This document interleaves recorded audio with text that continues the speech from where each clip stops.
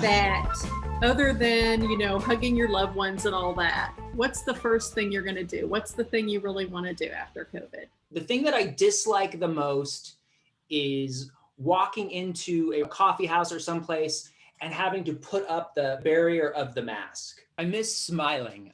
I miss being able to smile at people and have them be able to smile back. Yeah. Um, Yeah, it's those kinds of things that the things we took for granted. I think we're going to approach them now with a new kind of gratitude. And like you're saying, not to walking into a place and not having to mask up. Although, I don't know, I keep telling myself maybe I'm going to hang on to my mask more than some people because it's been lovely not getting sick at all.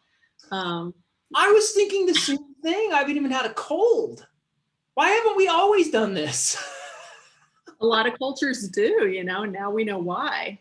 I have a question. We live someplace, Oregon is beautiful outside. I mean, there's gardens, there's the Rose Test Garden, which is beautiful. Mm-hmm. It's green and it's lush and it's verdant and it's wonderful to be outside. And then there are places in this country where there aren't a lot of spots around you that are like that. And I think, are these the people that are flocking to?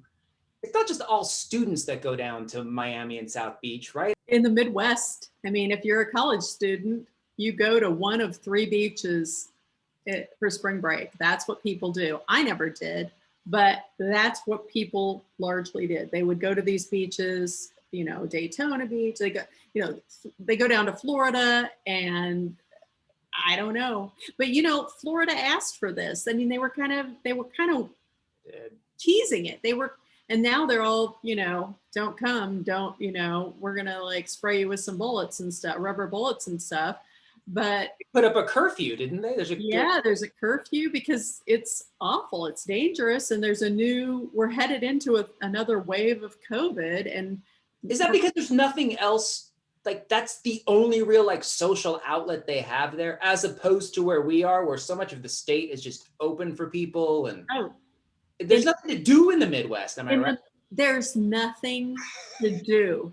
I have some sympathy for them if I look at it. Nothing to do. Even a place like, where my husband's from, Iowa City, which is, the mecca of this vast wasteland, there's nothing to do. And in the winter, of course, with climate change, it's not quite the same, but in the winter, there's even less to do. There's just, people, that's why card games are a big thing, right? That's why drinking is a big thing, because there's nothing to do. But think about it. You do those things with other people.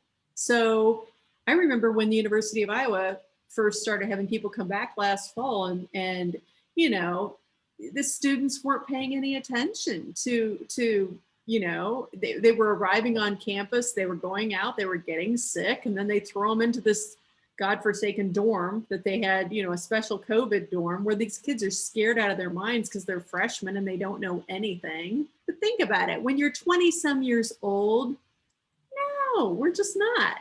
20 some year olds think that they're invincible.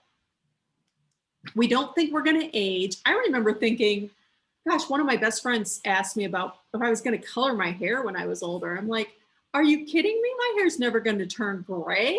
I'm not like that. We've talked about aging, right? I was just this person who did not think that was going to happen to me. You said you thought you were never going to have to wear a bra. Well, yeah, there's many things I didn't. I was clearly round the bend naive. What's so different about this neighborhood? What's that?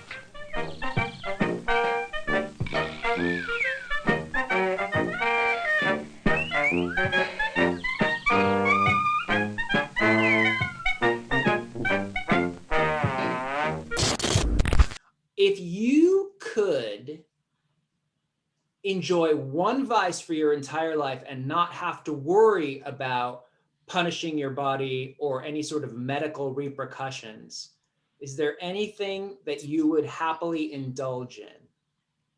I don't know. The worst thing I've ever done was get pregnant out of wedlock. Oh, hell. Everyone gets pregnant out of wedlock now. It's the thing. Not in the Midwest. No, not in the Midwest. Did you have to, did your parents send you overseas and then you had the baby there and then you came home with your new niece? No. we've always been very open about it. In fact, when people ask us, like, how long have we been married? We'll be like, let's see, Cassie's this age. And then you just do the math and you're like, oh yeah, a year less. Like we got married afterwards. Well, you don't have anything to be ashamed of. The marriage worked out, clearly. Well, some days, yeah, it does. It's fine. What about you? Tell me about your vice that you would choose, because I have a feeling, much like Rob Lowe, you have some that you would say, oh yeah, bring it. Alcohol. Alcohol. I haven't had a drink in 9.5 years. Oh my God. But don't think that when I'm watching All About Eve and they're swilling back those martinis that I'm not panting and drooling on the sofa. Really? Yes. If I could drink martinis and get funny drunk and not have a hangover or not have to worry about damage to my liver or damage to my relationships or anything like that. If a pill is invented and I'm like 90 years old, I will get that prescription and I will have a martini. Maybe not, but. I come from a family of alcoholics. And so for me, it's a control thing. For me, it's very much like, don't want to go there and also don't want to be out of control. Also, I look at the stupid things people do. I look at when you're talking about the throwing up and the hangover and all that, I'm like, yeah, exactly. Why would I want that? So I'm just like, nope, stop. No. I think for me, drinking was a huge social easement, if that's the right word, especially when I came out and I was going to gay bars and did not know how to operate on that level at all. Just, it was like walking into a room full of people that spoke a different language. And so that got me over the Catholic anxiety, I think. My mom and all of her 6 siblings are all alcoholics.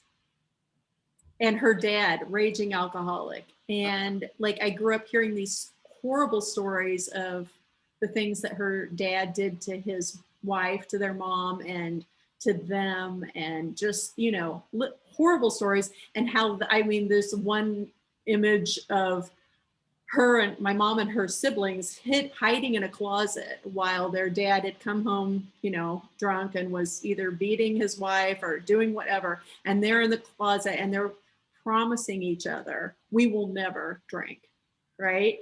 We will never drink. And yet all of them alcoholics.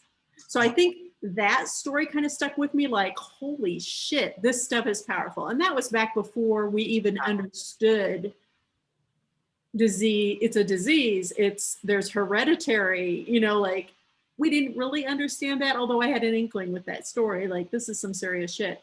I don't know. Like I say, it scares me. It's not like, I don't feel like I don't feel judgment around it. It's just like, why would you want to put yourself through that? That's just kind of been it's very practical with me. Oh, I think the answer to that question is self-punishment. Guilt. It erases guilt. It erases anxiety. It erases depression. It erases. So if you're not happy with yourself, alcohol is the first choice, the easiest choice to get a hold of. Yes. And it will take care of all of those things for you. So to recap, it's alcohol is the thing that you would choose. Yes. Oh, I'm so glad I asked that question. Yes, it would be alcohol. That would be my vice. I think everyone in the world except you has a vice that they would like to enjoy. Cheesecake. No, I'll take cheesecake. Food, yeah. Food. Food? Hell yeah. I will take cheesecake for 500, Alex.